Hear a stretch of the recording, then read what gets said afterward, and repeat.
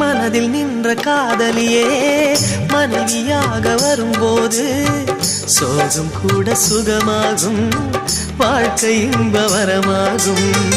உன் வாழ்வில் செல்வங்கள் எல்லாம் ஒன்றாக சேர்ந்திட வேண்டும். பூவே உன் புன்னகை என்றும் சந்தோஷம் தந்திட வேண்டும். ஆசை காதல் கைகளில் சேர்ந்தால் வாழ்வே சொர்க்கம் ஆகுமே. ஆசை காதல் கைகளில் சேர்ந்தால் வாழ்வே சொர்க்கம் ஆகுமே.